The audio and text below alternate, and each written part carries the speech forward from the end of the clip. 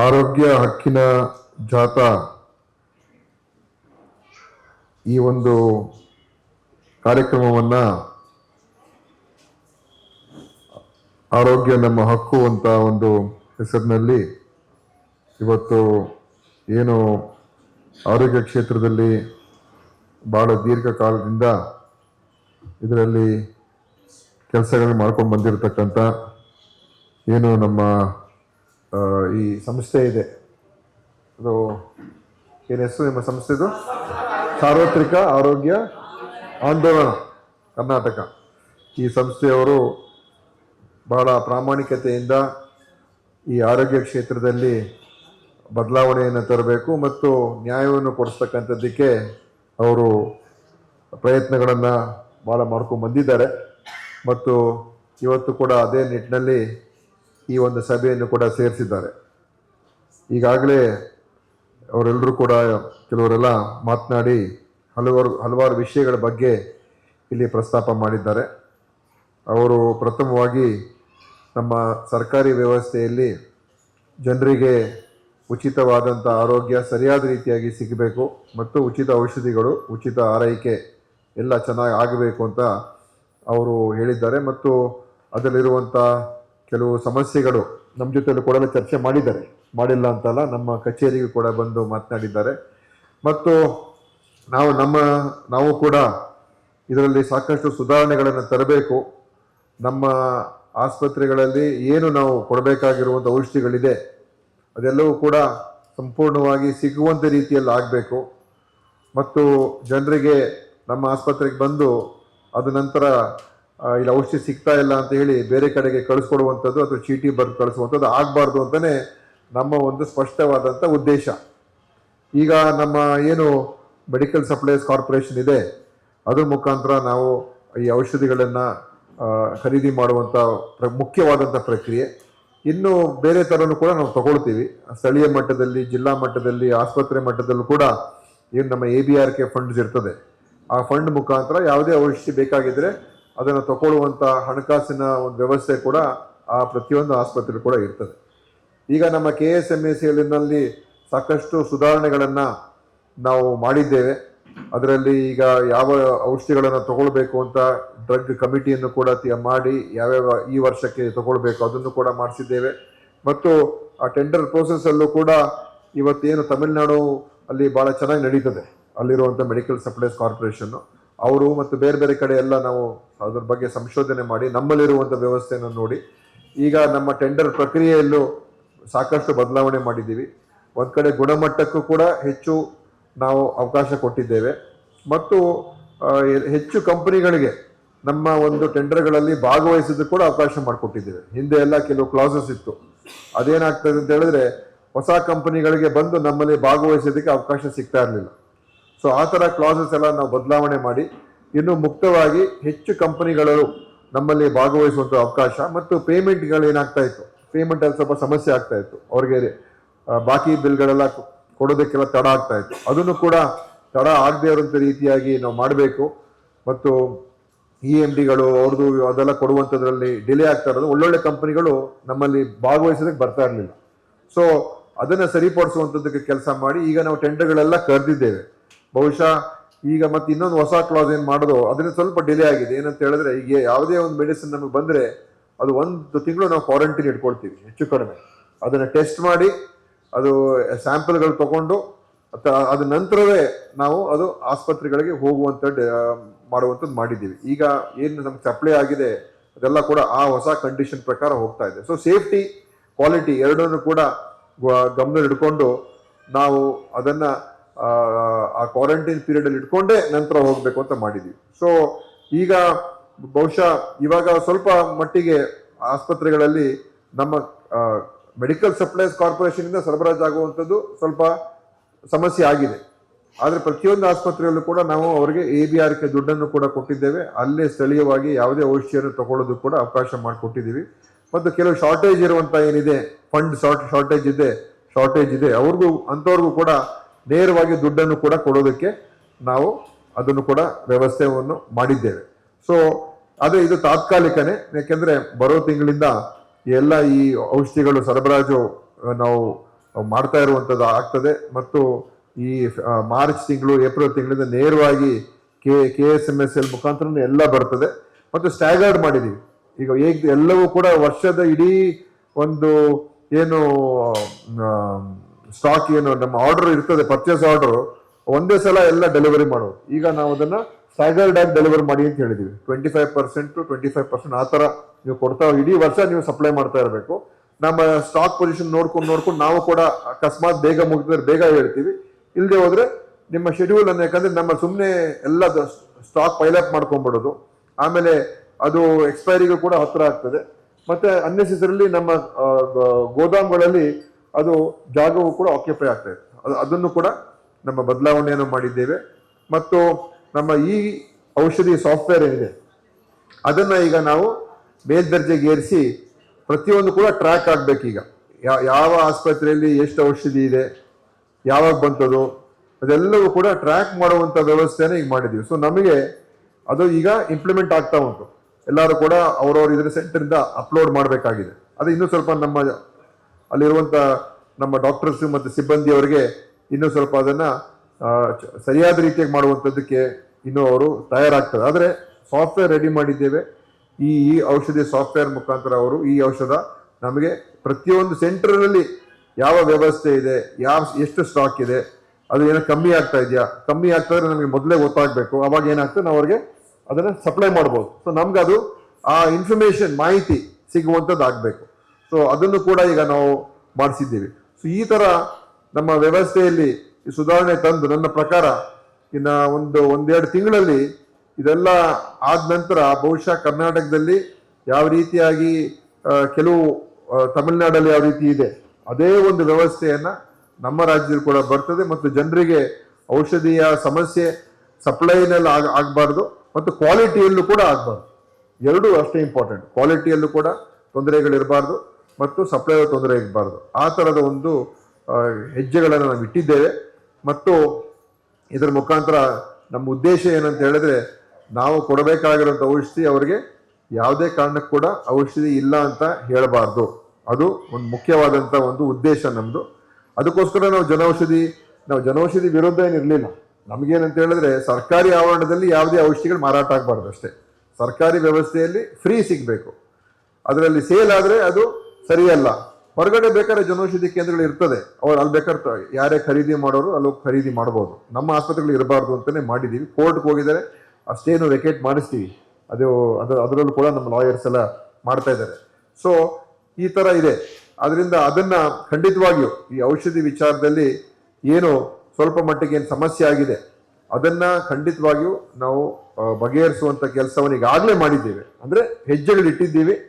ಮತ್ತು ಮುಂದಿನ ದಿವಸದಲ್ಲಿ ಇಡೀ ವರ್ಷಕ್ಕೆ ಎಷ್ಟು ಬೇಕು, ಯಾವ ತರ ಬೇಕು, ಟೆಂಡರ್ ಯಾವಾಗ ಕರಿಬೇಕು, ನಾವು ಯಾವ ಸಂದರ್ಭದಲ್ಲಿ ಇದೆಲ್ಲ ಫೈನಲೈಸ್ ಆಗಬೇಕು, ಡ್ರಗ್ ಏನು ಕಮಿಟಿ ಇರ್ತದೆ ಅದು ಯಾವ್ಯಾವ್ದು ಈ ವರ್ಷಕ್ಕೆ ತಗೊಳ್ಬೇಕು, ಅದೆಲ್ಲವೂ ಕೂಡ ನಮ್ಮ ಸಿಸ್ಟಮ್ ಅಲ್ಲಿ ಮಾಡ್ಕೊಂಡಿದ್ದೀವಿ. ಸೊ ಇದು ಕರ್ನಾಟಕದಲ್ಲಿ ಒಂದು ಒಳ್ಳೆಯ ವ್ಯವಸ್ಥೆಯನ್ನು ತರುವುದಕ್ಕೆ ಖಂಡಿತ ಆಗ್ತದೆ. ಮತ್ತೆ ಇನ್ನೊಂದು ತಾವೇನು ಹೇಳಿದ್ರಿ ಅಂತ ಹೇಳಿದ್ರೆ, ಈ ಒಂದು ಆರೋಗ್ಯದ ಹಕ್ಕು ಬಗ್ಗೆನೂ ಹೇಳಿದ್ದೀರಾ. ಅದು ಕೂಡ ನಾವು ವರ್ಕ್ ಮಾಡ್ತಾ ಇದ್ದೀವಿ. ಆರೋಗ್ಯ ಹಕ್ಕನ್ನ ನೀಡುವಂಥದ್ದು ಒಂದು ಕಾಯ್ದೆಯನ್ನ ತರೋದಕ್ಕೆ ನಮ್ಮ ಇಲಾಖೆಯಿಂದ ನಾವೆಲ್ಲವನ್ನು ಕೂಡ ನಾವು ಮಾಡ್ತಾ ಇದ್ದೀವಿ. ಅದನ್ನ ಮುಖ್ಯಮಂತ್ರಿ ಜೊತೆ ಕೂಡ ಚರ್ಚೆ ಮಾಡ್ತೀವಿ. ಅಂತಿಮವಾಗಿ ಸರ್ಕಾರದ ಮಟ್ಟದಲ್ಲಿ ಕ್ಯಾಬಿನೆಟ್ನಲ್ಲಿ ಅದರಲ್ಲಿ ತೀರ್ಮಾನ ಆಗಬೇಕು. ಆದರೆ ನಮ್ಮ ಇಲಾಖೆಯಿಂದ ಈ ವಿಷಯದ ಬಗ್ಗೆ ಸಾಕಷ್ಟು ನಾವು ಇದರ ಬಗ್ಗೆ ಚರ್ಚೆಗಳು ಮತ್ತು ಯಾವ ರೀತಿಯಾಗಿ ಇದಿರಬೇಕು, ಬೇರೆ ಬೇರೆ ರಾಜ್ಯಗಳಲ್ಲಿ ಬೇರೆ ಕಡೆ ಎಲ್ಲ ಹೇಗೆ ಮಾಡಿದ್ದಾರೆ, ಬೇರೆ ದೇಶಗಳಲ್ಲಿ ಯಾವ ರೀತಿ ಮಾಡಿದ್ದಾರೆ, ನಾವು ಇಲ್ಲಿ ನಮ್ಮ ವ್ಯವಸ್ಥೆ ಅಡಿಯಲ್ಲಿ ಯಾವ ರೀತಿ ಇದನ್ನು ಮಾಡ್ಬೋದು ಅಂತ ಹೇಳಿ ಅದರ ಬಗ್ಗೆ ಖಂಡಿತವಾಗಿಯೂ ನಮ್ಮ ಒಂದು ಎಫರ್ಟ್ ನಡೀತಾ ಉಂಟು. ಒಂದು ಅಂತಿಮ ರೂಪಕ್ಕೆ ಬಂದಿದೆ. ಈಗ ಅದು ನಾವು ಇಂಪ್ಲಿಮೆಂಟೇಷನ್ ಅಲ್ಲಿ ಅದು ಸರ್ಕಾರಕ್ಕೆ ಒಪ್ಪಿಸುವಂಥದ್ದು ಆಗ್ಬೇಕಾಗ್ತದೆ. CM ಮಟ್ಟದಲ್ಲಿ, ಮುಖ್ಯಮಂತ್ರಿ ಅವರ ಮಟ್ಟದಲ್ಲಿ ಅದನ್ನ ಒಪ್ಪುವಂತ ಒಂದು ಸಂದರ್ಭ ಬಂದ್ರೆ ಖಂಡಿತ ಅದು ಕೂಡ ಆಗುತ್ತೆ. ಆದ್ರೆ ನಾವು ಅದರ ಮೇಲೆ ಬಹಳಷ್ಟು ಈಗಾಗಲೇ ಅದರ ರೂಪರೇಷೆಗಳ ಬಗ್ಗೆ ನಾವು ಈಗಾಗಲೇ ಒಂದು ತಯಾರಿಕೆಯನ್ನ ಮಾಡಿದ್ದೇವೆ. ಆಮೇಲೆ ಅದ್ರ ಜೊತೆಯಲ್ಲಿ ನೀವು ಆರೋಗ್ಯ ಹಕ್ಕು ಕಾಯ್ದೆ ಬಗ್ಗೆ ಹೇಳಿದ್ರಿ. ಆಮೇಲೆ ಇನ್ನೇನು ಬೇರೆ ಇನ್ನೇನು ಇತ್ತು ಮಾತಾಡಬೇಕಾಗಿರುವಂಥದ್ದು? ಖಾಸಗಿ ವಿಚಾರದಲ್ಲಿ ಇದು ನಿಮಗೆಲ್ಲ ಗೊತ್ತಿದೆ, ಇದು ಬಹಳ ಸೂಕ್ಷ್ಮವಾದಂಥ ವಿಷಯ. ಯಾಕಂತ ಹೇಳಿದ್ರೆ ಇವತ್ತು ಏನಾಗೋಗಿದೆ ಅಂತ ಹೇಳಿದ್ರೆ ಈ ವೈದ್ಯಕೀಯ ಕ್ಷೇತ್ರ ಅದು ಹಿಂದೆನೂ ಕೂಡ ಅದು ಖಾಸಗಿ ಕ್ಷೇತ್ರ ಮೊದಲಿಂದನೂ ಇದೆ, ಇಲ್ಲ ಅಂತ ನಾವು ಹೇಳೋಕ್ಕಾಗಲ್ಲ. ಆದರೆ ಇವತ್ತೇನಾಗಿದೆ, ಇದು ಒಂದು ರೀತಿ ದೊಡ್ಡ ಬಿಸ್ನೆಸ್ ಆಗೋಗಿದೆ. ಮೊದಲು ಆಸ್ಪತ್ರೆ ನಡೆಸೋದಕ್ಕೆ ಖಂಡಿತ ಯಾರು ಕೂಡ ನಷ್ಟದಿಂದ ನಡೆಸೋಕ್ಕಾಗೋದಿಲ್ಲ, ಅದು ಲಾಭದಾಯಕವಾಗಿ ಇರಬೇಕು. ಯಾಕಂತ ಹೇಳಿದ್ರೆ ಅವರೆಲ್ಲ ಓದಿರ್ತಾರೆ ಮತ್ತು ಬಂಡವಾಳ ಹಾಕಿರ್ತಾರೆ, ಇದೆಲ್ಲ ಇರ್ತದೆ. ಸೊ ಖಂಡಿತ ಯಾವುದೇ ಒಂದು ಆಸ್ಪತ್ರೆ ಅಥವಾ ನರ್ಸಿಂಗ್ ಹೋಮ್ ಅಥವಾ ಒಂದು ಈಗ ಕ್ಲಿನಿಕ್ಕೇ ಇರ್ಬೋದು, ಅವರು ಪ್ರಾಫಿಟ್ ಇದ್ದರೆ ತಾನೇ ನಡೆಸೋಕ್ಕಾಗೋದು. ಸರ್ಕಾರ ಆದರೆ ನಾವು ಫ್ರೀಯಾಗಿ ನಡೆಸ್ಬೋದು, ನಮ್ಮ ಸರ್ಕಾರದಿಂದ ದುಡ್ಡು ಬರ್ತದೆ, ಅದು ಮಾಡ್ಬೋದು. ಅವಾಗ ನಾವು ಸರ್ಕಾರದಲ್ಲಿ ಪ್ರಾಫಿಟ್ ಅಂತ ಬರೋದೇ ಇಲ್ಲ. ಯಾಕೆ ಇದೊಂದು ಸೇವೆ ಥರ ನಾವು ನೋಡ್ತೀವಿ, ಗೌರ್ಮೆಂಟ್ ಡ್ಯೂಟಿ, ಇದು ಗೌರ್ಮೆಂಟಿನ ಜವಾಬ್ದಾರಿ ಆರೋಗ್ಯ ಸೇವೆಗಳು ನೀಡುವಂಥದ್ದು. ಆದರೆ ಪ್ರೈವೇಟಲ್ಲಿ ಆ ಥರ ಸೇವಾ ಮನೋಭಾವ ಇದ್ರೂ ಕೂಡ ಅದು ನಡೆಸುವಂಥ ವ್ಯವಸ್ಥೆಗಳಾಗಬೇಕು. ಆದರೆ ಇವತ್ತು ಇತ್ತೀಚಿನ ಕಾಲದಲ್ಲಿ ಏನಾಗಿದೆ, ಈ ಖಾಸಗಿ ಕ್ಷೇತ್ರದಲ್ಲಿ ಒಂದು ಕಾರ್ಪೊರೇಟ್ ಅವರ ಒಂದು ಇನ್ಫ್ಲೂಯೆನ್ಸ್ ಹೆಚ್ಚಾಗ್ತಾ ಇದೆ. ಅಂದರೆ ಅವರು ಹಿಂದೆ ಎಲ್ಲ ಡಾಕ್ಟರ್ಗಳೆಲ್ಲ ಸೇರಿ ಆಸ್ಪತ್ರೆ ಮಾಡೋರು, ಅವರು ಆಸ್ಪತ್ರೆ ನಡೆಸೋರು, ಇಲ್ಲದೆ ಹೋದರೆ ಸಂಘ ಸಂಸ್ಥೆಯವರು ಅಥವಾ ಈ ಯಾರೋ ಒಂದು ಟ್ರಸ್ಟ್ನವರು ಅಥವಾ ಯಾರೋ ಚರ್ಚ್ನವರು ಈ ರೀತಿ ಬಂದು ಅವರ ಆಸ್ಪತ್ರೆಗಳು ಮಾಡೋರು. ಸೊ ಅವರ ಉದ್ದೇಶ ಲಾಭ ಒಂದೇ ಇರಲಿಲ್ಲ, ಒಂದು ಸೇವಾ ಮನೋಭಾವದಿಂದ ಮತ್ತು ನಮ್ಮ ವೃತ್ತಿ ಅಂತೇಳಿ ಅವಾಗ ಡಾಕ್ಟರ್ಗಳೆಲ್ಲ ಅವರವ್ರು ಶುರು ಮಾಡೋರು. ಇವತ್ತು ಆ ಥರ ಅದರಿಂದ ನಾವು ಸ್ವಲ್ಪ ಬೇರೆ ಕಡೆ ತಿರುಗ್ತಾ ಇದೆ. ಇವತ್ತೇನಂದ್ರೆ ದೊಡ್ಡ ದೊಡ್ಡ ಕಂಪನಿಗಳು ಅವರು ಇದರಲ್ಲಿ ಒಳ್ಳೆ ಲಾಭ ಮಾಡ್ಬೋದು ನಾವು ಅಂತ ಹೇಳಿ ಅವರು ಆ ಉದ್ದೇಶದಿಂದ ಈ ಒಂದು ವ್ಯವಸ್ಥೆಗೆ ಬರ್ತಾ ಇದ್ದಾರೆ. ಸೊ ಇವತ್ತು ಅನೇಕ ದೊಡ್ಡ ದೊಡ್ಡ ಆಸ್ಪತ್ರೆಗಳ ಗ್ರೂಪ್ಗಳು ಏನಿದೆ ಅದೆಲ್ಲ ಇವತ್ತು ಈ ಪ್ರೈವೇಟ್ ಎಕ್ವಿಟಿಯವರು ಆ ಕಂಪನಿಗಳನ್ನ ತಗೊಂಡ್ಬಿಟ್ಟಿದ್ದಾರೆ. ಕಾರ್ಪೊರೇಟ್ ಅಂದ್ರೆ ಕಾರ್ಪೊರೇಟೈಸೇಷನ್ ಆಗ್ತಾ ಇದೆ. ಸೊ ಕಾರ್ಪೊರೇಟ್ ಕಂಪನಿಗಳಿಗೇನು ದುಡ್ಡು ಯಾರೋ ಅವರು ಬಂಡವಾಳ ಹಾಕ್ತಾರೆ, ಅವ್ರು ಅದರಿಂದ ಲಾಭ ತಗೊಳ್ಬೇಕು. ಸೊ ಎಷ್ಟು ಲಾಭ ಬರುತ್ತೆ ಅಂತ ನೋಡ್ತಾ ಇರ್ತಾರೆ, ಅವ್ರಿಗೆ ಡಿವಿಡೆಂಡ್ಸು ಪ್ರಾಫಿಟ್ಟು ಇದೇ ಉದ್ದೇಶ ಆಗೋಗುತ್ತೆ. ಸೊ ಈಗ ಅದರ ಒಂದು ವ್ಯವಸ್ಥೆ ಒಂದು ತಪ್ಪು ದಾರಿಗೆ ಹೋಗ್ತಾ ಇದೆ, ಇಲ್ಲ ಅಂತ ನಾನು ಹೇಳೋದಿಲ್ಲ. ಬಹಳಷ್ಟು ಜನ ಇವತ್ತು ಆಸ್ಪತ್ರೆಗೆ ಸೇರಿದ್ರೆ ಎಷ್ಟು ಲಕ್ಷ ಬಿಲ್ ಆಗುತ್ತೋ ದೇವರಿಗೇ ಗೊತ್ತು, ಏನು ಹೇಳಕ್ಕಾಗ್ತಲ್ಲ ನಾವು. ಅದು 10, 20, 30, 50 ಲಕ್ಷ ಕೋಟಿಗಳು ಕೂಡ ಹೊರಟೋಗ್ತಾ ಇದೆ. ಸೊ ಇದನ್ನ ಹೇಗೆ ನಾವು ಕಂಟ್ರೋಲ್ ಮಾಡ್ಬೋದು ಅಂತ ದೊಡ್ಡ ಚಾಲೆಂಜ್ ಇದೆ. ಯಾಕಂದ್ರೆ ಇದು ಬಿಸ್ನೆಸ್ ಇಂಟ್ರೆಸ್ಟು ಮತ್ತೆ ಬಹಳ ಪವರ್ಫುಲ್ ಲಾಬಿಗಳು ಕೂಡ ಇದರಲ್ಲಿದೆ. ಮತ್ತು ಹಿಂದೆ ಒಂದ್ಸಲ ನಮ್ಮ ಇದ್ರ ಬಗ್ಗೆ ಸ್ವಲ್ಪ ನಿಯಂತ್ರಣ ಮಾಡೋದಕ್ಕೆ ನಮ್ಮ ರಮೇಶ್ ಕುಮಾರ್ ಸಚಿವರಿದ್ದಾಗ ಅವರು ಒಂದು ಪ್ರಯತ್ನ ಮಾಡಿದ್ರು. ಅವಾಗ ದೊಡ್ಡ ಒಂದು ಹೋರಾಟ ರಾಜ್ಯದಲ್ಲೆಲ್ಲ ನಡೀತು. ಅಂತಿಮವಾಗಿ ಬಿಲ್ಲನ್ನು ಅವರು ವಾಪಸ್ ತಗೊಳ್ಬೇಕಾಯ್ತು. ಸೊ ಆದರೆ ನಾವು ಇದ್ರ ಬಗ್ಗೆ ನಮ್ಮಲ್ಲೂ ಒಂದು ಚರ್ಚೆ ಇದೆ. ಅಟ್ಲೀಸ್ಟ್ ಏನೇನು ಕೆಲವು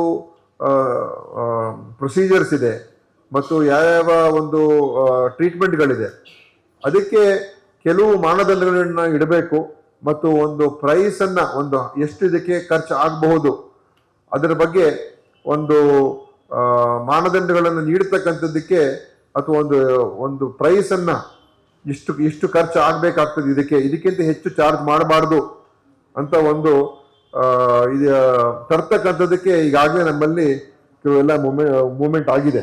ಅದು ಫೈಲಲ್ಲೂ ಕೂಡ ಬಂದಿದೆ. ಫೈಲ್ ನನ್ನ ಹತ್ರನೇ ಬಂದಿದೆ. ಈಗ ಮುಂದೆ ನಾನು ABRK ರೇಟ್ಸ್ ನಾವು ಅಪ್ಲೈ ಮಾಡೋಕ್ಕಾಗಲ್ಲ.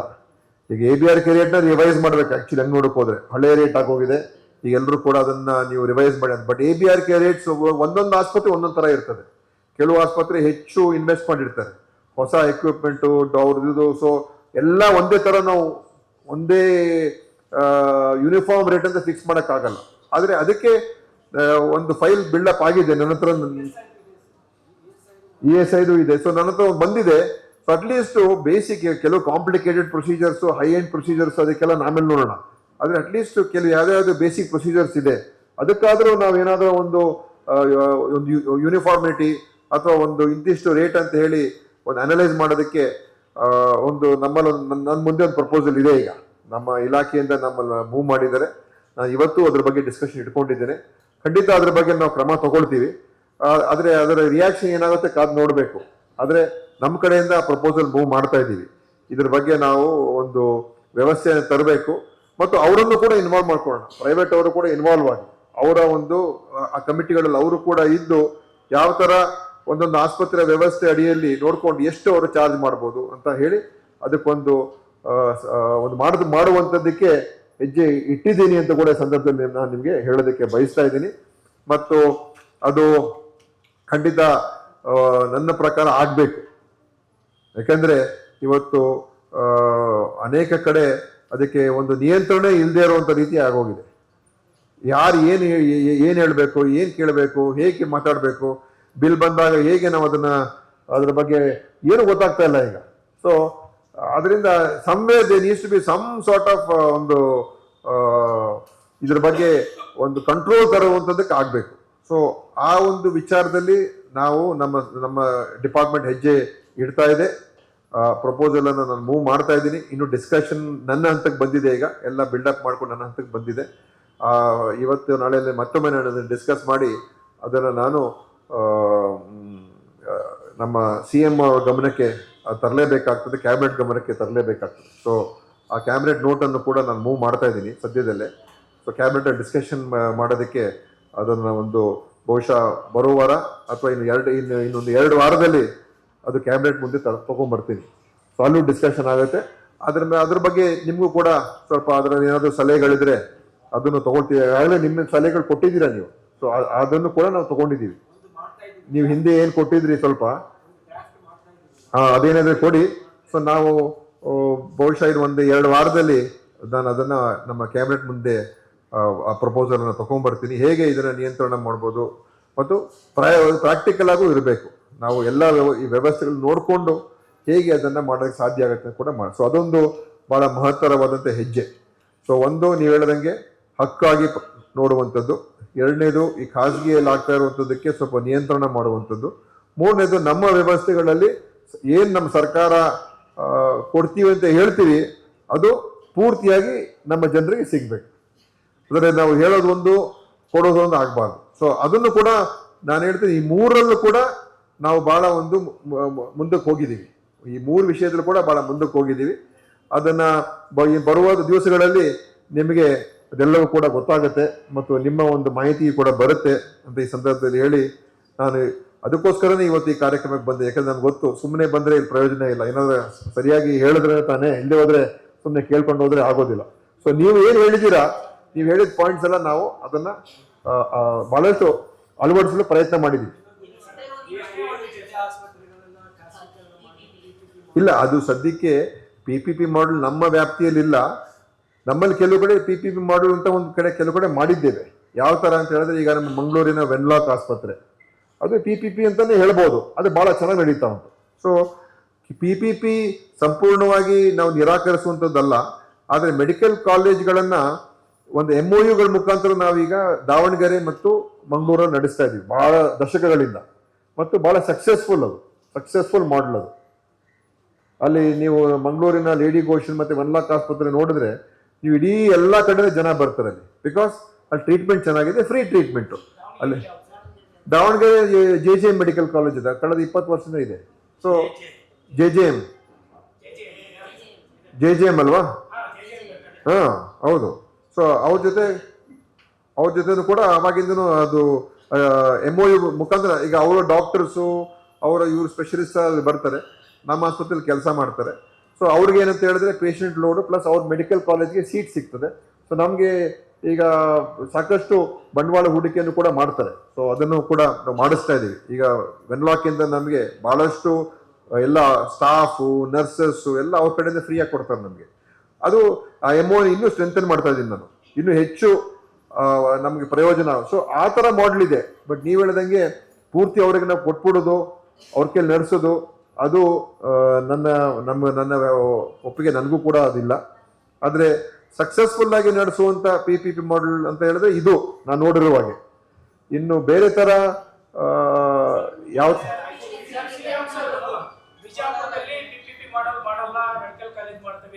ಹೌದು ಇಲ್ಲ, ನಮ್ಮಲ್ಲಿ 30 ವರ್ಷದಿಂದ ನಡೀತಾ ಇದೆ PPP ಮಾಡಲು.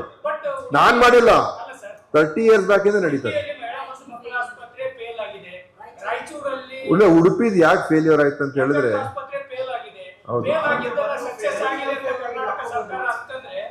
ನೋಡಪ್ಪ, ನಾವು PPP ಮಾಡಲಲ್ಲಿ ಸಕ್ಸಸ್ ಆಗೋರಂಥದ್ದು ಕೂಡ ಇದೆ, ಫೇಲಿಯರ್ ಆಗಿರುತ್ತದೆ. ಸಕ್ಸಸ್ ಯಾವಾಗ ಆಗುತ್ತೆ ಅಂತ ಹೇಳಿದ್ರೆ ಇಬ್ಬರು ಉದ್ದೇಶ ಕರೆಕ್ಟ್ ಆಗಿದ್ರೆ ಸಕ್ಸಸ್ ಆಗ್ತದೆ, ಆಯ್ತಾ. ಅಲ್ಲಿ ಇನ್ನೊಬ್ಬರು ಒಂದು ಉದ್ದೇಶ ಸರಿ ಇಲ್ಲದೆ ಹೋದ್ರೆ ಅದು ಸಕ್ಸಸ್ ಆಗೋದಿಲ್ಲ. ಅದಕ್ಕೆ PPPಯಲ್ಲಿ ಈಗ ಬಾಗಲಕೋಟೆ ಆಸ್ಪತ್ರೆ ಮಾಡಬೇಕು ಅಂತ ಹೇಳಿದ್ರು, ಕೋಲಾರ ಮಾಡ್ಬೇಕು, ಅವೆಲ್ಲ ಸಕ್ಸಸ್ ಆಗೋದಿಲ್ಲ. ಯಾಕಂದ್ರೆ ಯಾರು ಬರ್ತಾರೆ ಅವ್ರ ಉದ್ದೇಶ ಸರಿ ಇರೋದಿಲ್ಲ. ಸೊ ಅವ್ರಿಗೆ ನಡೆಸ ಅದು ಮಾಡಕ್ ಆಗೋದೇ ಇಲ್ಲ.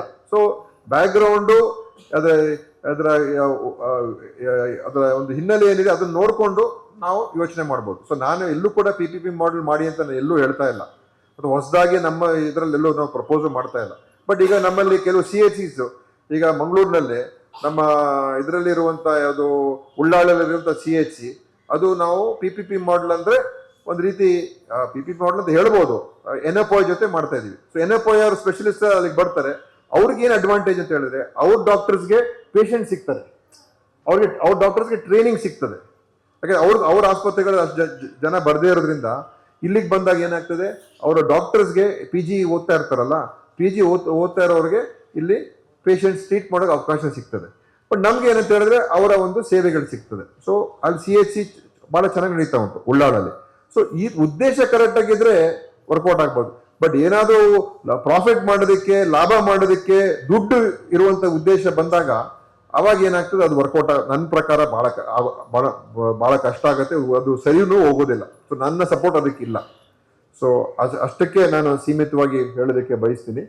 ಮತ್ತೆ ಈ ಆರೋಗ್ಯ ಬಂಧು ಯೋಜನೆ ಮಾಡಿದ್ರು, ಅವರೇ ಬಂದು ತಗೊಳ್ಳುವಂಥದ್ದು ಆರೋಗ್ಯ ಬಂಧು ಯೋಜನೆ. ಈ PHCಗಳನ್ನ ಅವರೇ ದತ್ತು ತಗೊಂಡು ನಾವು ನಡೆಸ್ತೀವಿ ಅಂತ ಹೇಳ್ತಾ ಇದ್ರು. ಬಟ್ ನಾನು ಗಮನಿಸಿದೆ ಆಮೇಲೆ ಆರೋಗ್ಯ ಬಂಧು ಯೋಜನೆಯಲ್ಲಿ ಅವರು ಬಂದು ನಮ್ಮ PHCಗಳನ್ನ ತಗೊಂಡು ನಡೆಸುವಂಥದ್ದು ಮಾಡ್ತಾ ಇದ್ರು. ಆದ್ರೆ ನಾವು ಏನು ಅವರಿಗೆ ಕೊಡ್ತಾ ಇದ್ದು ಸಂಬಳಗಳು ಕಾಂಟ್ರಾಕ್ಟ್ ಮೇಲೆ ಕೊಡೋವರೆಗೆ ನಾವು ಅಷ್ಟು ಕೊಡ್ತಾ ಇರಲಿಲ್ಲ, ಇವರಿಗೆ ಅದಕ್ಕಿಂತ 2 ಸಂಬಳ ಕೊಡ್ತಾ ಇದ್ದು, ಆಯ್ತಾ. ಸೊ ಅದನ್ನ ನಾನೀಗ ಆರೋಗ್ಯ ಬಂಧು ಯೋಜನೆ ಮಾರ್ಪಾಡು ಮಾಡಿದ್ದೀನಿ. ನೀವು ಬಂದು ಸೇವಾ ಮನೋಭಾವದಿಂದ ಬಂದ್ ಮಾಡಕ್ ಹೋದ್ರೆ ನಾವು ಏನು ನಮ್ಮ ಇತರ ಕಾಂಟ್ರಾಕ್ಟ್ ಡಾಕ್ಟರ್ಸ್ ಕೊಡ್ತೀವಿ ಅಷ್ಟೇ ಬೇಕಾದ್ರೆ ನಿಮಗೆ ಕೊಡ್ತೀವಿ, ಬಟ್ ನೀವು ನಿಮ್ಮ ಸೇವಾ ಮನೋಭಾವದಿಂದ ಬಂದ್ ಮಾಡಬೇಕು ಅಂತ. ಅದಕ್ಕೋಸ್ಕರನೇ ಸಾಕಷ್ಟು ಈಗ ಅದನ್ನ ನಾನು ತೆಗೆದಾಕಿದೆ. ಈ ಆರೋಗ್ಯ ಬಂಧು ಯೋಜನೆ ಪ್ರೈವೇಟ್ ಅವ್ರು ಬಂದು ಮೆಡಿಕಲ್ ಕಾಲೇಜ್ ಹಾಸ್ಪಿಟಲ್ಸ್ ಅವರೆಲ್ಲ ಬಂದ್ ಮಾಡ್ತಾ ಇದ್ರು. ಸೊ ಅದನ್ನ ನಾನು ರಿಮೂವ್ ಮಾಡ್ತಾ ಇದ್ದೀನಿ, ರಿಮೂವ್ ಮಾಡಿದ್ವಿ, ಹೊಸ ಪಾಲಿಸಿನೇ ಮಾಡಿದ್ದೀನಿ. ಈಗ ಆಂಬ್ಯುಲೆನ್ಸ್ ಅನ್ನೋದು ಈಗ 108 ನಾವೀಗ ನಮ್ಮ ಕಂಟ್ರೋಲ್ಗೆ ತಗೊಂಡಿದ್ದೀವಿ. ಈಗ ಮೈಸೂರು ಡಿವಿಷನ್ ಈಗ ಪೂರ್ತಿ ನಾವೇ ನಡೆಸ್ತಾ ಇರೋದು ಈಗ. ಸೊ ನಾನು ಫಸ್ಟ್ ಚಾಮರಾಜನಗರ ಮಾಡೋದು, ಈಗ ಮೈಸೂರು ಡಿವಿಷನ್ ಪೂರ್ತಿ ಕಮಾಂಡ್ ಕಂಟ್ರೋಲ್ ನಮ್ದೇ ಇದೆ. ಬಹುಶಃ ಬರೋ 1-2 ತಿಂಗಳಲ್ಲಿ ಇಡೀ ರಾಜ್ಯ ವ್ಯಾಪ್ತಿ ನಮ್ಮ ಕಮಾಂಡ್ ಕಂಟ್ರೋಲ್ ನಾವೇ ತಗೊಳ್ತಾ ಇದ್ದೀವಿ. ಸೊ ಅದನ್ನು ಕೂಡ ಅದು PPP ಮಾಡಲ್ ಅದರಲ್ಲಿ ಸುಮಾರು ರಾಜ್ಯಗಳು ಚೆನ್ನಾಗಿ ನಡೆದಿದೆ. ಬಟ್ ನಮ್ಮ ಉದ್ದೇಶ ಈ ಕಮಾಂಡ್ ಕಂಟ್ರೋಲ್ ನಮ್ಮ ಹತ್ರನೇ ಇರಲಿ ಅಂತ ಹೇಳಿ ನಾವು ಅದನ್ನ ಬದಲಾಯಿಸ್ಕೊಂಡು ಮನವಿ ಸರ್, ತಮ್ಮಲ್ಲಿ ಅಲ್ಲಿ ಸರ್ಕಾರಿ ಆಸ್ಪತ್ರೆಗಳಿಗೆ ಅವರ ವರ್ತನೆಗಳು ಬಹಳ ಇದಾಗಿದೆ ಸರ್. ಅಂದ್ರೆ ಇವಾಗ ಹೋದ್ರೆ ಓಕೆ, ಇಂಜೆಕ್ಷನ್ ತಗೊಳ್ಳಕ್ಕೆ ಇಂಜೆಕ್ಷನ್ ಇದ್ರ ಹತ್ರ ಹೋಗ್ಬೇಕು, ಕಾರ್ಡ್ ತಗೊಳಕ್ ಹೋಗ್ಬೇಕು, ಹೋದಾಗ ಅವ್ರನ್ನ ಅಸಾಲ್ಟ್ ಕೇಸ್ ಆಗಿರುತ್ತೆ, ಹೊರದವ್ರನ್ನ ಅಡ್ಮಿಟ್ ಮಾಡ್ಕೊಳ್ತಾರೆ. ರಕ್ತ ಸುರಿತಾ ಇರೋರಿಗೆ ಅಂತ ಇಂಜುರಿ ಎಲ್ಲ ಹೋಗಿ ಅಂತ ಹೇಳಿದ್ರು. ಅಂತ ಕೇಸು 8ನೇ ತಾರೀಕು ನಾನೇನೆ ಕೋಲಾರದಲ್ಲಿ DSK ಹೇಳಿ ನೆನ್ನೆ ಅವರು ಇದ್ದಾರೆ, ಮೈಯೆಲ್ಲ ಮೂಗು ಹೊಡೆದೋಗಿದೆ, ಹೊರಗೆ ಹಾಕಿದ್ದಾರೆ. ಎಲ್ಲ ಕೋಲಾರದ ಎಲ್ಲಾ ತಾಲೂಕು ಆಫೀಸ್ಗಳನ್ನು ಆಸ್ಪತ್ರೆಗಳನ್ನು ಇನ್ಪೇಷೆಂಟ್ ಅಂತ ಇನ್ಪೇಷೆಂಟ್ ಬರ್ಕೊಡ್ತಾರೆ, ಇಂಜೆಕ್ಷನ್ ವಾರ್ಡರ್ ಕೊಡಲ್ಲ. ಅವರೇ ಯೂಸ್ ಮಾಡಿ ಹಿಡಿದು ಎಲ್ಲಿ ಇಂಜೆಕ್ಷನ್ ಕೊಡ್ತಾರೆ ಅಲ್ಲಿಗೆ ಹೋಗ್ಬೇಕು, ಎಲ್ಲಿ ಮಾತ್ರೆ ಕೊಡ್ತಾರೆ ಅಲ್ಲಿಗೆ ಹೋಗ್ಬೇಕು, ಪ್ರತಿಯೊಂದು ಅವರೇ ಮಾಡಬೇಕು. ಅಟೆಂಡರ್ ಇಟ್ಕೊಳ್ಳಿ ಅಂತ ಹೇಳ್ತಾರೆ. ಈ ತರ ಅವರ ವರ್ತನೆಗಳು. ಮತ್ತೆ ವೀಲ್ ಚೇರ್ ಇರೋದಿಲ್ಲ, ಅಲ್ಲಿ ಒಂದು ಇದಿರೋದಿಲ್ಲ, ಏನಿರಲ್ಲ. ಇದ್ರೂ ಡಿ ಗ್ರೂಪ್ ಅವರು ಯಾರನ್ನು ಹತ್ರ ಬರಲ್ಲ. ನರ್ಸ್ಗಳು ಅಷ್ಟೇ, ನಿಮ್ ನರ್ಸನ್ ಕೇಳ್ಕೊಳ್ಳಿ ಅಂತ ಹೇಳ್ತಾರೆ. ಅವರು ಎಲ್ಲ ಹಾಸ್ಪಿಟಲ್ಗಳಲ್ಲೂ ಹಾಗೆ ಇದೆ, ತುಂಬಾ ಇದ್ರಲ್ಲಿ ನಡ್ಸ್ಕೊಳ್ತಾರೆ. ನಾನಂತೂ 25 ವರ್ಷದಿಂದ DH ಅಂತ ಹೇಳಿ ಓಡಾಡ್ಕೊಂಡೇ ಇರ್ತೀನಿ. ನಾನು ಅಡ್ಮಿಟ್ ಮಾಡಿಸಿದ್ಮೇಲೆ ನಿನ್ನೆವರೆಗೂ ಪಾಪ ಆಕೆಗೆ ಟ್ರೀಟ್ಮೆಂಟ್ ಆಗಿದೆ. ಈ ತರ ಒಂದು ಕೆಲಸ ನಾವು ಮಾಡಬಹುದು, ಈ ತರ ಪ್ರತಿಯೊಂದು ಬರೋರೆಲ್ಲ ನಾವು ಮಾಡ್ಸೋದಕ್ಕಾಗೋದಿಲ್ಲ. ಅವರ ವರ್ತನೆಯಲ್ಲಿ ಚೇಂಜ್ ಆಗ್ಬೇಕು ಅಲ್ಲಿ. ಮತ್ತೆ ಬರ್ಕೊಡೋದು ಅದು ಮಾಮೂಲಿ ಬರ್ಕೊಡೋದು ಇದ್ದೇ ಇರುತ್ತೆ. ಅವ್ರ ನಡವಳಿಕೆಗಳು ಬಹಳ ಚೇಂಜ್ ಆಗ್ಬೇಕು ಸರ್ ಅಲ್ಲಿ. ಅದನ್ನ ತಾವು ಸ್ವಲ್ಪ ಇದು ಮಾಡಬೇಕು. ಓಕೆ.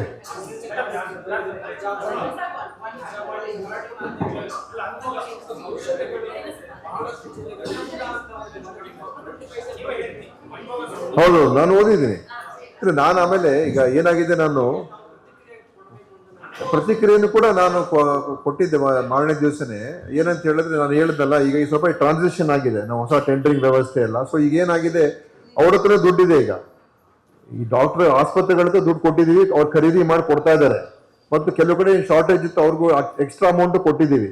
ಇದೇನಾಗಿದೆ, ಕೆಲವು ಕಡೆ ನಮ್ಮ ಮೆಡಿಕಲ್ ಸಪ್ಲೈಸ್ ಕಾರ್ಪೊರೇಷನ್ ಸಪ್ಲೈ ಸ್ವಲ್ಪ ಕಮ್ಮಿ ಆಗಿರೋದ್ರಿಂದ ಅವ್ರ ದುಡ್ಡಲ್ಲಿ ತಗೊಳ್ಬೇಕು ಅಂತ ಆಗಿದೆ. ನಾನು ಮತ್ತೆ ಅವತ್ತು ಚೆಕ್ ಮಾಡಿಸಿದೆ, ಮೀಟಿಂಗ್ ಮಾಡಿದ್ದು. ಬಹುತೇಕ ಎಲ್ಲ ಕಡೆ ಮೆಡಿಸಿನ್ಸ್ ಅವ್ರ ದುಡ್ಡಲ್ಲಿ ತಗೊಳ್ತಾ ಇದ್ದಾರೆ. ABRK ದುಡ್ಡಿದೆ, ನಮ್ಮ ಫ್ರೀ ಡ್ರಗ್ ಸಪ್ಲೈ, ಅದು NFDS ಪ್ರೋಗ್ರಾಮ್ ದುಡ್ಡಿದೆ. ಸೊ ಅವ್ರಿಗೆ ತಗೊಳಕ್ ಹೇಳಿದೀವಿ. ಅದು ಏನಾಗಿದೆ, ಅದರಲ್ಲಿ ಅವ್ರು ಹೇಳಿದ್ದು ಈಗ ನಿನ್ನೆನೂ ಕೂಡ ಒಂದು ಪತ್ರಿಕೆಯಲ್ಲಿ ಬಂದಿತ್ತು, ಚನ್ನರಾಯಪಟ್ಟಣದ್ದು. ಅದನ್ನು ಚೆಕ್ ಮಾಡಿಸ್ತು. ಅಲ್ಲಿ ಆ ಥರ ಸಮಸ್ಯೆ ಏನಿಲ್ಲ, ಸಣ್ಣ ಪುಟ್ಟ ಸಮಸ್ಯೆ ಇದೆ ಅಂತ ಹೇಳ್ತಾ ಇದ್ದಾರೆ. ಸೊ ನಾನು ಅದನ್ನ ಆದ್ರೆ ನಾನು ಅವತ್ತೇ ಎಲ್ಲ DHOಗಳ ಜೊತೆ ಮೀಟಿಂಗ್ ಮಾಡಿದ್ದೀನಿ. ಸರ್ ನಮಸ್ತೆ. ದಾವಣಗೆರೆಯಲ್ಲಿ ಮಹಿಳೆಯರ ಮತ್ತು ಮಕ್ಕಳ ಆಸ್ಪತ್ರೆಯಲ್ಲಿ ಜನವರಿ 1ನೇ ತಾರೀಕಿದೆ, ಇದೇ 2026 ಅಲ್ಲಿರುವಂತಹ ಸೂಪ್ರಿಡೆಂಟ್ ಅವರು ಒಂದು ಆದೇಶ ಅಂದ್ರೆ ಅಧಿಕೃತ ಒಂದು ಜ್ಞಾಪನ ಪತ್ರ ಹೊರಡಿಸಿದ್ದಾರೆ. ಏನಂತ ಹೇಳಿ, ಸಹಜ ಹೆರಿಗೆಗೆ 500 ರೂಪಾಯಿ, ಮತ್ತೆ ಸಿರಿರಂಗ ಹೆರಿಗೆಗೆ 1000 ರೂಪಾಯಿ, ಮತ್ತೆ ಇವರು ರಕ್ತ ಪರೀಕ್ಷೆ ಮಾಡ್ಬೇಕಂದ್ರೆ 100 ರೂಪಾಯಿ, ಎಕ್ಸ್ರೇಗೆ 200, ಈ ತರ ಅಂತ ಹೇಳಿ ಒಂದು 10-15 ಸೇವೆಗೆ ಈ ತರ ಶುಲ್ಕವನ್ನು ನಿಗದಿ ಮಾಡಿದ್ದಾರೆ. ನನಗೆ ಗೊತ್ತಿಲ್ಲ, ಆದ್ರೆ BPL ಪೇಷಂಟ್ಸ್ ಏನೋ ಆತರ ನಿಗದಿ ಮಾಡುವಂಗಿಲ್ಲ. ಬಹುಶಃ APL ಮಾತ್ರ ಮಾಡಿರ್ಬೋದು. ಬಟ್ ಎಲ್ಲರಿಗೂ ಕೂಡ ಮಾಡಿದ್ದಾರೆ ಸರ್. ನಾವು ಇಲ್ಲ, ಆತರ ಮಾಡಕ್ ಬರೋದಿಲ್ಲ. ಮತ್ತೆ ಮೊನ್ನೆ ನಾವು 7ನೇ ತಾರೀಕಿಗೆ ಏನು ಹೋರಾಟ ಮಾಡಿ ಸಾರ್ವತ್ರಿಕ ಆರೋಗ್ಯ ಆಂದೋಲನ ಕರ್ನಾಟಕ, ಮತ್ತೆ ನಾವೇನು 4 ಮುಖ್ಯವಾದ ಬೇಡಿಕೆ ಇಟ್ಕೊಂಡು ನಾವು ಹೋರಾಟ ಮಾಡಿದ್ವಿ. ಮತ್ತೆ ಜೊತೆಯಲ್ಲಿ ಅಲ್ಲಿರುವಂತಹ ದಾವಣಗೆರೆಯಲ್ಲಿರುವಂತಹ ಸ್ಥಳೀಯವಾಗಿರುವಂತಹ ಸಮಸ್ಯೆಗಳು ಪೂರಕವಾಗಿ ಕೂಡ ನಿಮಗೆ ಮನವಿಯನ್ನು ಪಡಿಸಿದ್ವಿ. ನಿಮಗೆ ಸಿಕ್ಕಿರ್ಬೋದು. ದಯವಿಟ್ಟು ನೀವು ಕೂಡ ನಮ್ಮೊಂದು ಆದೇಶ ಹೊರಡಿಸ್ಬೇಕು, ಏನಂತ ಹೇಳಿ ಉಚಿತವಾಗಿ ಎಲ್ಲರಿಗೂ ಕೂಡ ಸಿಗ್ಬೇಕಂತ ಹೇಳಿ. ಇನ್ನೊಂದು ಏನಂತಂದ್ರೆ, ಕೆಲವು ಯೂಸರ್ ಚಾರ್ಜಸ್ ಅಂತ ಮಾಡ್ತಾರೆ. ಬಟ್ ಯೂಸರ್ ಚಾರ್ಜಸ್ ಅಪ್ಲೈ ಆಗುವಂತದ್ದು ಏನು ಈ APL ಕಾರ್ಡ್ ಇರೋರಿಗೆ, BPL ಕಾರ್ಡ್ ಅವ್ರಿಗೆ ಇಲ್ಲ. ಇವಾಗ ಎಲ್ಲರಿಗೂ ಕೂಡ ನೋಡಿ, ನಾನು ಚೆಕ್ ಮಾಡ್ತೀನಿ, ಆತರ ಮಾಡುವಂಗಿಲ್ಲ. ಮತ್ತೆ ಅಲ್ಲೂ ಕೂಡ ಮತ್ತೆ ಔಷಧಿ ಕೂಡ ಇವತ್ತೇ ಚೆಕ್ ಮಾಡಿ ಕೂಡ ಹೇಳ್ತಾ ಇದ್ರಲ್ಲಿ, ಔಷಧಿ ಇಲ್ಲ, ಮತ್ತೆ NRHM ಬರ್ಬೇಕಾಗಿರುವಂತ ದುಡ್ಡು ಕೂಡ ಸರಿಯಾಗಿ ಬರ್ತಾ ಇಲ್ಲ, ಆತರ ಎಲ್ಲ ಹೇಳ್ತಾ ಇದ್ರೆ ದಯವಿಟ್ಟು ಅದು ಗಮನ ಕೊಡಿ ಸರ್ ಸ್ವಲ್ಪ. ಆಯ್ತಲ್ಲ. ನಮಸ್ಕಾರ. ಈ 2 ಪ್ರಶ್ನೆ ನೀವು ಹೇಳಿದ್ರೆ health is state subject. So ಇಲ್ಲಿ ಬಿಜಾಪುರದಿಂದ ನಾವು ಬಂದಿರೋದು. Health state subject actually PPP ಮಾಡಲ್ಲಿ ಹೆಲ್ತ್ ಮತ್ತು ಎಜುಕೇಶನ್ ಹೊರಗಡೆ ಇಟ್ಟು PPP ಮಾಡಬೇಕು. ಯಾಕಂದ್ರೆ ಇದು ಹಿಂದೆ ಸರ್ಕಾರ ಹೇಳುತ್ತೆ, ಮೀನ್ಸ್ ರಾಹುಲ್ ಗಾಂಧಿ ಹೇಳ್ತಾರೆ ನಾವು ಯಾವ್ದು PPP ಮಾಡಲ್ ಮಾಡಿಲ್ಲ ಅಲ್ಲಪ್ಪ, ಹೊಸದಾಗಿ ಯಾವ್ದು ಮಾಡಿಲ್ಲ. PPP ಮಾಡಲ್ ಬಿಜಾಪುರದಲ್ಲಿ ನೀವು ಮೆಡಿಕಲ್ ಕಾಲೇಜ್ ಮಾಡಿ ಅಲ್ಲೂ ಮಾಡಲ್ಲ ಅಂತ ಹೇಳಿ ಹೋರಾಟದಿಂದ ನೀವು ಅದನ್ನ ಹಿಂದೆ ತೋರಿದ್ದೀರಾ. ಮುಖ್ಯಮಂತ್ರಿ ಅವರು ಅದನ್ನ ಮೊನ್ನೆ ಬಂದಾಗ ಘೋಷಣೆ ಮಾಡಿದ್ದಾರೆ. ಅದು ಮೆಡಿಕಲ್ ಎಜುಕೇಶನ್ ಡಿಪಾರ್ಟ್ಮೆಂಟ್, ನನ್ನ ಇಲಾಖೆಗೆ ಬರಲ್ಲ. ಅದಕ್ಕಿಂತ ಮುಂಚೆ PPP ಮಾಡಲ್ ಇಂಪೋಸ್ ಮಾಡಕ್ ಹೋಗ್ತಾ ಇದ್ರಿ, ಎಲ್ಲೂ ಇಂಪೋಸ್ ಮಾಡ್ತಾರೆ. ಮತ್ತೆ ಯಾಕೆ ವಾಪಸ್ ತಗೊಂಡಿರೋರು? ಒಂದ್ ನಿಮಿಷ ದಯವಿಟ್ಟು. ಇಂಪೋಸ್ ಅಂತ ಬರೋದೇ ಇಲ್ಲ, ಒಂದು ಹೇಳಿಕೆ ಬಂದಿತ್ತು. ನೀವು ಪ್ರತಿಭಟನೆ ಎಲ್ಲ ಮಾಡಿದ್ರಿ, CM ಅವರು ಹೇಳಿದ್ರು ವಾಪಸ್ ತಗೊಳ್ತಾ ಇದ್ದೀವಿ. ಇಂಪೋಸ್ ಅಂತ ಹೇಳಿದ್ರೆ ನಿಮ್ಮನ್ನ ವಾಪಸ್ ತಗೊಳ್ಳೋ ಪ್ರಶ್ನೆ ಇಲ್ಲ. ಇಂಪೋಸ್ ಮಾಡ್ತಾರೆ, ನಾವು 106 ಹೋರಾಟ ಮಾಡಿದ ಮೇಲೆ CM ಅವರು ಇದನ್ನ ವಾಪಸ್ ತಗೊಂಡಿದ್ದಾರೆ. ಅಲ್ಲಿವರೆಗೂ ಇಂಪೋಸ್ ಮಾಡ್ತಾರೆ. ಯಾಕಂದ್ರೆ ಸುಮಾರು 11 ಜಿಲ್ಲೆಯಲ್ಲಿ ಇವತ್ತು PPP ಮಾಡಲ್ ಇಂಪ್ಲಿಮೆಂಟ್ ಮಾಡ್ತಾ ಇದ್ರು. ಎಲ್ಲಿ? ಇಲ್ಲ. ಹೌದು ಸರ್, ಆಫೀಸರ್ ರೆಕಾರ್ಡ್ ನಮ್ಮ ಹತ್ರ 11 ಜಿಲ್ಲೆಯಲ್ಲಿ ಮಾಡ್ತಾ ಇದ್ರು PPP ಮಾಡಲ್ ಮೆಡಿಕಲ್ ಕಾಲೇಜಿಗೆ. ನಾವು ಹೋರಾಟ ಮಾಡಿದ ಮೇಲೆ CM ಅವರು ಬಂದು ಘೋಷಣೆ ಮಾಡಿದ್ದಾರೆ. ಅದಲ್ಲದೆ ನಿಮ್ ಗೌರ್ಮೆಂಟ್ ರಾಹುಲ್ ಗಾಂಧಿ ಹೇಳ್ತಾರೆ is the biggest critic of this privatisation. So ನಿಮ್ ಸರ್ಕಾರ ಪ್ರೈವೇಟೈಸೇಷನ್ ವಿರುದ್ಧ ಇದ್ರೆ ಯಾಕೆ ನೀವು ಕರ್ನಾಟಕದಲ್ಲಿ ನೀವು ಪ್ರತಿಯೊಂದರಲ್ಲಿ PPP ಮಾಡಲ್ ಅನ್ನು ಇಂಪ್ಲಿಮೆಂಟ್ ಮಾಡ್ತಾ ಇದ್ರ? ಇದೊಂದು. ಇನ್ನೊಂದು, ನೀವು ಪ್ರೈವೇಟೈಸೇಷನ್ ಇದರಲ್ಲಿ ಪ್ರೈವೇಟ್ ಹಾಸ್ಪಿಟಲ್ ಅಲ್ಲಿ ನಮ್ಮ ಇಲ್ಲ ಅಂತ ಹೇಳಿದ್ರೆ ಪ್ರೈವೇಟ್ ಹಾಸ್ಪಿಟಲ್ ಕೂಡ ಶುಲ್ಕ ನಿವಾರಣೆ ಮಾಡಬಹುದು. Because it's health is state subject. ಅದು ನಿಮ್ಮನ್ನು ಕಂಟ್ರೋಲ್ ಮಾಡುವ ಶಕ್ತಿ ನಿಮ್ಮಲ್ಲಿದೆ, ನಮ್ಮ ರಾಜ್ಯ ಸರ್ಕಾರಕ್ಕೆ. ಯಾಕಂದ್ರೆ ಡೆಲ್ಲಿಯಲ್ಲಿ ಮಾಡಿ ತೋರಿಸಿದ್ದಾರೆ, ಪಂಜಾಬಲ್ಲಿ ಮಾಡಿ ತೋರಿಸಿದ್ದಾರೆ, ತಮಿಳುನಾಡಲ್ಲಿ ಮಾಡಿ ತೋರಿಸಿದ್ದಾರೆ. ಸೊ ನೀವು ಕೂಡ ಶುಲ್ಕ ನಿವಾರಣೆ ನೀವು ಮಾಡಲೇಬೇಕಾಗುತ್ತೆ ಸರ್. ನೋಡಿ, ಈಗಾಗಲೇ ನಾನು ಹೇಳಿದ್ದಲ್ಲ, ಅದ್ರ ಬಗ್ಗೆ ನಾವು ಎಲ್ಲ ಒಂದು ಪ್ರಪೋಸಲ್ ಮಾಡ್ತಾ ಇದ್ದೀವಿ ಅಂತ. ಯಾವ ರೀತಿಯಾಗಿ ನಾವು ನಿಯಂತ್ರಣ ಮಾಡಬಹುದು ಅದ್ರ ಬಗ್ಗೆ ಮಾಡ್ತಾ ಇದೀವಿ. ಮತ್ತು ಪಬ್ಲಿಕ್ ಪ್ರೈವೇಟ್ ಪಾರ್ಟಲ್ ನಾವೆಲ್ಲೂ ಮೂವ್ ಮಾಡಿಲ್ಲ, ನಮ್ಮ ಇಲಾಖೆಯಿಂದ ಎಲ್ಲೂ ಮೂವ್ ಮಾಡಿಲ್ಲ, ನಮ್ಮ ಡಿಪಾರ್ಟ್ಮೆಂಟ್ದು. ಆಮೇಲೆ ಇರುವಂತದ್ದು ನಾನು ಹೇಳಿದೆ ಕೆಲವು ಕಡೆ ಹೆಂಗೆ ನಡೆಸಿದೆ ಅಂತ ಪ್ರೈವೇಟ್ ಪಬ್ಲಿಕ್ ಪಾರ್ಟ್ನರ್ಶಿಪ್ ಅಲ್ಲಿ. ಈಗ ಡಯಾಲಿಸಿಸ್ ಸೇವೆಗಳು ನಮ್ಮ ರಾಜ್ಯದಲ್ಲಿ ಅದೊಂದು ರೀತಿ PPP ಅಂತಾನೆ ಹೇಳ್ಬೋದು. ಅವರು ಸೇವೆ ಕೊಡ್ತಾರೆ, ನಾವು ದುಡ್ಡು ಕೊಡ್ತೀವಿ, ಜನರಿಗೆ ಫ್ರೀ. ಈಗ ಡಯಾಲಿಸಿಸ್ ಇಡೀ ರಾಜ್ಯದಲ್ಲಿ ಮಾಡ್ತಾ ಇದೀವಿ. ಸೊ ಅದು ಒಂದು ರೀತಿ ಚೆನ್ನಾಗಿ ನಡೀತಾ ಉಂಟು. ಡಯಾಲಿಸಿಸ್ ಸೇವೆ ಚೆನ್ನಾಗಿ ಸಿಗ್ತಾ ಇದೆ. ಆ ಪ್ರೈವೇಟ್ ಏಜೆನ್ಸಿ ಚೆನ್ನಾಗಿ ನಡೆಸ್ತಾ ಇದ್ದಾರೆ. ದುಡ್ಡು ನಾವು ಅವ್ರಿಗೆ ಕೊಡ್ತೀವಿ, ಸಾರ್ವಜನಿಕರಿಗೆ ದುಡ್ಡು ಏನಕ್ಕೆ ಹೋಗೋದಿಲ್ಲ. ಅದೇ ರೀತಿ ಕೆಲವು ಅದಕ್ಕೆ ನಾನು ಹೇಳಿದ್ದು, ನಾವು ಬ್ಲಾಂಕೆಟ್ ಆಗಿ PPP ಅಂತ ನಾನೇನು ಎಲ್ಲೂ ಪ್ರಪೋಸ್ ಮಾಡ್ತಾ ಇಲ್ಲ. ಬಟ್ ಬೇರೆ ಬೇರೆ ತರ PPPಗಳಿದೆ. ಅಂದ್ರೆ ಕೆಲವರು ಪ್ರಾಫಿಟ್ ಮೇಲೆ ಮಾಡೋಕೆ ಬರ್ತಾರಲ್ಲ, ಪಬ್ಲಿಕ್ ಪ್ರೈವೇಟ್ ಪಾರ್ಟ್ನರ್ಶಿಪ್, ಅದು ಯಾವತ್ತೂ ವರ್ಕೌಟ್ ಆಗಲ್ಲ. ಈಗ ನಾನು ಮೆಡಿಕಲ್ ಕಾಲೇಜ್ ಮಾಡ್ತೀನಿ, ನಿಮ್ಮ ಆಸ್ಪತ್ರೆ ಕೊಡಿ ಅಂತ ಹೇಳಿದ್ರೆ ಅದು ವರ್ಕೌಟ್ ಆಗಲ್ಲ ನನ್ನ ಪ್ರಕಾರ. ಯಾರಾದ್ರೂ ಈ ತರ ಟೈ ಅಪ್ ಮಾಡ್ಕೊಂಡು ಇಬ್ರಿಗೂ ಮ್ಯೂಚುವಲ್ ಬೆನಿಫಿಟ್ ಇದ್ದು ನಮ್ಮ ಪೇಷಂಟ್ಸ್ಗೆ ಅನುಕೂಲ ಸಿಕ್ಕುತ್ತೆ ಅಂತ ಹೇಳಿದ್ರೆ that we can always think of. So ನಮ್ಮಲ್ಲಿ ಎಲ್ಲೂ ಕೂಡ PPPಗೆ ಪ್ರಮೋಷನ್ ಅಂತೂ ನಾವು ಮಾಡ್ತಾನೆ ಇಲ್ಲ, ಎಲ್ಲೂ ಮಾಡ್ತಾ ಇಲ್ಲ. ಓಕೆ ಓಕೆ ಆಯ್ತು, ಹೋಗ್ಬೇಕು. ನಾನು ಅಲ್ಲಿ ನಮ್ಮ DCM ಅವ್ರು ಕಾಯ್ತಾ ಇದ್ದಾರೆ. ಹೇಳಿ ಮೇಡಮ್. ನಮಸ್ಕಾರ ಸರ್. ನಿಮ್ಮ ಎಲೆಕ್ಷನ್ ಮುಂಚೆ ಪ್ರಣಾಳಿಕೆಯಲ್ಲಿ ಎಲ್ಲ ವೇಕೆನ್ಸಿಗಳನ್ನ ಫಿಲ್ ಅಪ್ ವಿದಿನ್ 1 year ಅಂತ ಹಾಕಿದ್ರಿ. ಸೊ ಎಜುಕೇಶನ್ ಆಗಲಿ ಹೆಲ್ತ್ ಆಗಲಿ ಡಾಕ್ಟರ್ ಇಲ್ಲದೆ ಇರೋದೇ, ನರ್ಸ್ ಇಲ್ಲದೆ ಇರೋದೇ ಪ್ರಾಬ್ಲಮ್ ಆಗಿದೆ. ಆ ವೇಕೆನ್ಸಿಗಳು ಯಾವಾಗ ಫಿಲ್ ಮಾಡ್ತೀವಿ ಸರ್? ಆಸ್ ಪರ್ ಯುವರ್ ಪ್ರಣಾಳಿಕೆ ಅಂಡ್ ಇನ್ಫ್ರಾಸ್ಟ್ರಕ್ಚರ್ ಎಲ್ಲ ಕಡೆ ಪಾಪ್ಯುಲೇಷನ್ ಪ್ರಕಾರ ಪ್ರೈಮರಿ ಹೆಲ್ತ್ ಕೇರ್ ಸೆಂಟರ್ ಇದೆಯಾ? ಅದು ಇಮಿಡಿಯೇಟ್ ನೀಡ್ಸ್ ಸರ್. ಇಲ್ಲ, ಇನ್ಫ್ರಾಸ್ಟ್ರಕ್ಚರ್ಗೆ ನಾವೆಲ್ಲ ಅಡ್ರೆಸ್ ಮಾಡ್ತಾ ಇದ್ದೀವಿ. ಬಟ್ ನಿಮ್ಗೆ ಗೊತ್ತಿದೆ ಪೋಸ್ಟ್ಗಳು ಫಿಲ್ ಅಪ್ ಮಾಡೋ ವಿಚಾರ, ಹ್ಯೂಜ್ ವೇಕೆನ್ಸಿ. ಸೊ ಕಾಂಟ್ರಾಕ್ಟ್ ಮೇಲೆ ತೊಗೊಳಕ್ಕೆ ನಮಗೆ ಪರ್ಮಿಷನ್ ಎಲ್ಲ ಕೊಟ್ಟಿದ್ದಾರೆ. ಕಾಂಟ್ರಾಕ್ಟ್ ಮೇಲೆ ನಾವು ಅಪ್ ಟು 80% ಗ್ರೂಪ್ ಡಿ ತಗೋಬಹುದು. ಡಾಕ್ಟರ್ಸ್ ಕಾಂಟ್ರಾಕ್ಟ್ ಮೇಲೆ ಫಿಲ್ ಅಪ್ ಮಾಡ್ಬೋದು. ನರ್ಸಸ್ಸು ಮತ್ತು ಫಾರ್ಮಸಿಸ್ಟ್ ಕೂಡ ನಮ್ಗೆ 1000 ಜನ ತಗೊಳ್ಳೋದಕ್ಕೆ ನಮಗೆ ಪರ್ಮಿಷನ್ ಕೊಟ್ಟರು. ಈ ಥರದ್ದೆಲ್ಲ ಕೊಡ್ತಾ ಇದ್ದಾರೆ. ಆದರೂ ವೇಕೆನ್ಸೀಸ್ ಇಶ್ಯೂ ಇದೆ. ನಾವು ಎಲ್ಲವನ್ನೂ ಕೂಡ ನಾನು ಹೇಳಕ್ಕಾಗ, ಮೊನ್ನೆ ಕಂಪಲ್ಸರಿ ಮೆಡಿಕಲ್ ಸರ್ವಿಸಲ್ಲಿ ಡಾಕ್ಟರ್ಸ್ ಎಲ್ಲ ತಗೊಂಡು ಸುಮಾರು 1400 ಜನ ಬಂದರು. ಸೊ ಈಗ PGನೂ ಕೂಡ ಅದೆಲ್ಲ ಸುಪ್ರೀಂ ಕೋರ್ಟ್ಗೂ ಹೋದೋ ನಾವು. ಸೊ ಆಫ್ಟರ್ ಗ್ಯಾಪ್ ಮತ್ತೆ ಈ ಕಂಪಲ್ಸರಿ ಮೆಡಿಕಲ್ ಸರ್ವಿಸ್ ಡಾಕ್ಟರ್ಸ್ ಬಂದರು. ಈಗ PGನೂ ಕೂಡ ಕೋರ್ಟ್ಗೆ ಹೋಗಿದ್ದಾರೆ. ಸೊ ಅದೊಂದು ಆದಷ್ಟು ಶೀಘ್ರ ತೀರ್ಮಾನ ಆದರೆ ನಮಗೆ ಆ PG ಡಾಕ್ಟರ್ಸು ಸಿಗ್ತಾರೆ. ಸೊ ಬಟ್ ಆದರೂ ಅಷ್ಟು ನಾನು ಇದನ್ನ ಅಷ್ಟು ಸುಲಭವಾಗಿ ಮಾಡ್ಬಿಡ್ತೀನಿ ಹೇಳಕ್ಕಾಗೋದಿಲ್ಲ ಇದು. But we are trying to fill up the contract. Okay, thank you. ನಾನೊಂದು ಲಾಸ್ಟ್ ಕಾಮೆಂಟ್ ಹೇಳ್ತೀನಿ. ನಮಗೆ ತುಂಬಾ ಧನ್ಯವಾದಗಳು. ಎಷ್ಟು ಟೈಮ್ ಸ್ಪೆಂಡ್ ಮಾಡಿದ್ದಾರೆ, ಎಷ್ಟೋ ಡೀಟೇಲ್ ಕೊಟ್ಟಿದ್ದೀರಿ. ನಾವು ಸಾರ್ವತ್ರಿಕ ಆರೋಗ್ಯ ಆಂದೋಲನದಿಂದ ನಾವು ಇನ್ ಪ್ರಿನ್ಸಿಪಲ್ PPP ಸಪೋರ್ಟ್ ಮಾಡಕ್ ಆಗಲ್ಲ. ಹೌದು, ಸಪೋರ್ಟ್ ಮಾಡಿದ್ದು ನಾನು ಹೇಳೋದಿಲ್ಲ, ನಾನು ಸಪೋರ್ಟ್ ಮಾಡ್ತಾ ಇಲ್ಲ. ನಾವೆಲ್ಲೂ ಕೂಡ PPP ನಮ್ಗೆ ಬೇಕು ಬನ್ನಿ ಅಂತ ಹೇಳ್ತಾ ಇಲ್ಲ. ಆದರೂ ರಿಯಲಿಸ್ಟಿಕ್ ಆಗಿರಬೇಕು. ಹೌದು, PPP we understand may happen. ಮುಖ್ಯವಾಗಿ this is an excellent working time for the Karnataka government, which is leading on so many sectors, to set the benchmarks in government care. ಯಾಕಂದ್ರೆ government care is standard. That is the standard of care. Quality ಇರಬೇಕು, respect ಇರಬೇಕು, infrastructure, medicines, sanitation, ಎಲ್ಲ. We have a moment in history now, I think, where this present government can make a big difference. we are working on some major things. So nice. We are trying to work on major things. I think next few months you'll be seeing that. Okay.